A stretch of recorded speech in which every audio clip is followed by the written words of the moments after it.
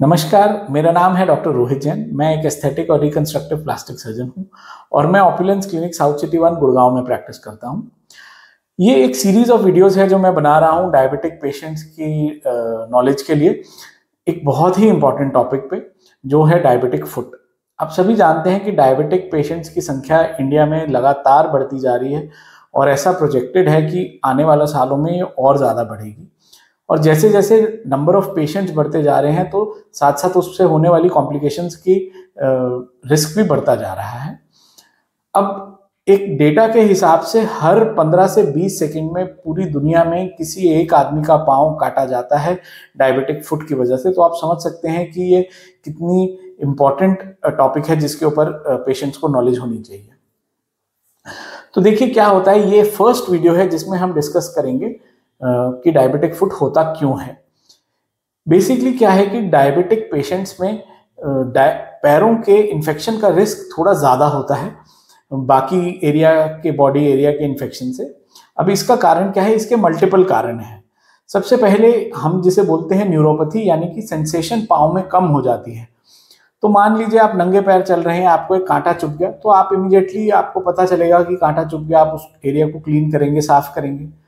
लेकिन diabetic patients को ये सेंसेशन ही नहीं होती, तो उनको कोई कांटा, पत्थर, कंकड़ चुभ जाए अगर, तो उनको पता ही नहीं चलता है और जिस वजह से वो धीरे धीरे इन्फेक्शन कॉज करके बढ़ जाता है और जब बहुत बढ़ जाता है तभी उनको आभास होता है कि कुछ पैर में प्रॉब्लम हो रही है।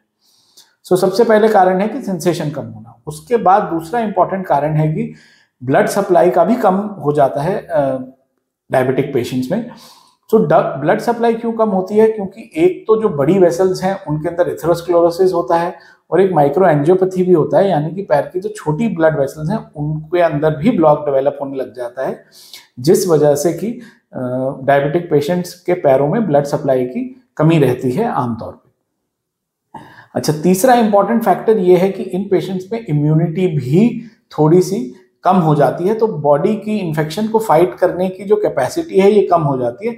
इस वजह से इन पेशेंट्स को इन्फेक्शन होने का रिस्क थोड़ा ज़्यादा रहता है।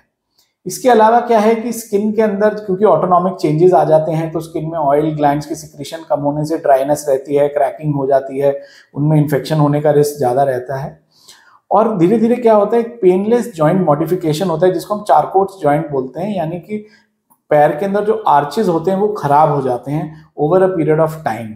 इस वजह से पेशेंट्स के बेसिकली प्रेशर पॉइंट्स चेंज हो जाते हैं और जब पेशेंट्स प्रॉपर फुटवेयर नहीं यूज करते, घिसी हुई चप्पल यूज करते हैं, चप्पल यूज ही नहीं करते, तो उनकी नई नई जगह पे प्रेशर पॉइंट्स बनते हैं जिस वजह से स्किन थिकनिंग या कैलोसिटीज हो जाती हैं।